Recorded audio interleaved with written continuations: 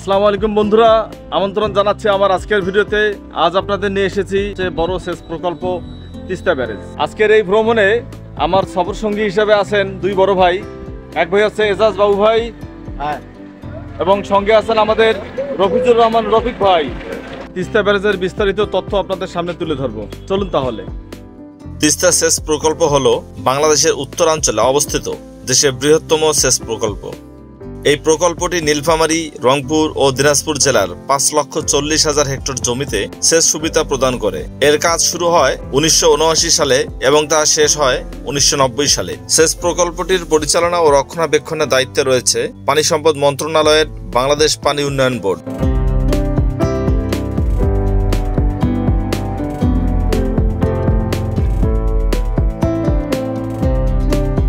615.24 metre দীর্ঘ এই বাঁধের উদ্দেশ্য ছিল 6 লাখ কিউসেক পরিমাণ পানি শুষ্ক মৌসুমে সেচের জন্য বিভিন্ন খাতে প্রবাহিত করা।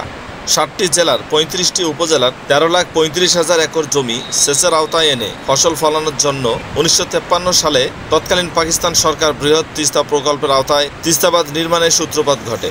1957 সালে নির্মাণ কাজ শুরুর পরিকল্পনা থাকলেও রাজনৈতিক অস্থিতিশীলতার কারণে তা সম্ভব হয়নি। পরবর্তীতে দেশ স্বাধীন হওয়ার পর 1979 সালে ব্যারেজ নির্মাণের কাজ শুরু করা হয়। এর মোট নির্মাণ ব্যয় হয়েছিল 1500 কোটি টাকা এবং 5,40,000 হেক্টর জমিতে সেচ সুবিধা প্রদান করে। 2016 সালে 266 হেক্টর জমি অধিগ্রহণ করা হয়।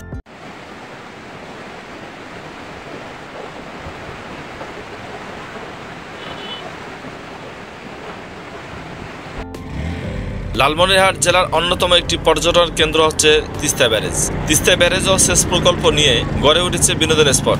প্রাকৃতিক সৌন্দর্যে ভরপুর তিস্তা ব্যারেজের উজানে বাঁধ দিয়ে ঘেরা কৃত্রিম জলরাশি, বনায়ন আর পাথর দিয়ে বাঁধানো পার, সব মিলে এক মনোরম পরিবেশ। শীতকালে এখানে প্রচুর অতিথি পাখির আগমন ঘটে।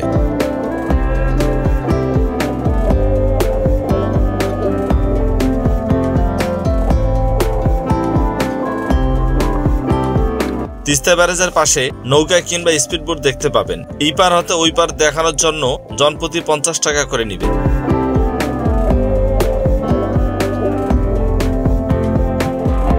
যে চেয়ারগুলো ও একটি করে ছাতা দেয়া রয়েছে, ইচ্ছে হলে ফুচকা, চটপটি কিংবা আচার খেতে খেতে তিস্তা ব্যারেজের প্রাকৃতিক মনোরম দৃশ্য উপভোগ করতে পারবেন আপনার পুরো ফ্যামিলি সহ।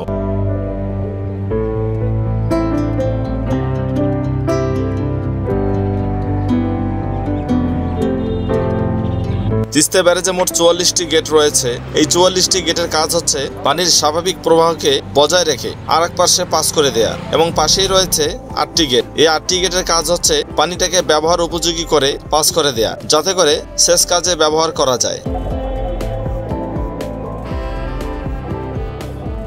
আরেকটি কথা না বললেই নয়, এই তিস্তা ব্যারেজের উদ্বোধক ছিলেন জাতীয় পার্টির প্রতিষ্ঠাতা চেয়ারম্যান প্রয়াত নেতা হোসেন মোহাম্মদ এরশাদ।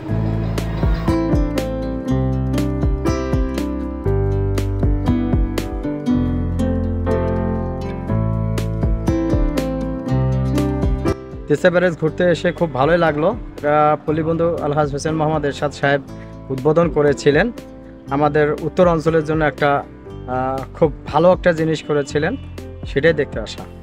আসলে তিস্তা ব্যারেজ না আসলে কেউ বুঝতে পারবে না। আসলে আমাদের মরহুম পল্লীবন্ধু হোসেন মোহাম্মদ এরশাদ এটা উদ্বোধন করেছিলেন।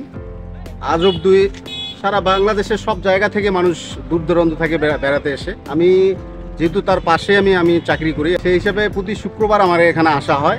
কিন্তু যতই আসি ততই মুগ্ধ হই এই এলাকাটা দেখে। ভাবিকে নিয়ে আসেন নাই? হ্যাঁ, ইনশাল্লাহ আসা হয়, কিন্তু আজ একাই আসছি। আমাদের ভাই ব্রাদার সঙ্গে একসঙ্গে বেড়াইতে আসছি। আচ্ছা, ধন্যবাদ ভাই। ধন্যবাদ আপনাকে।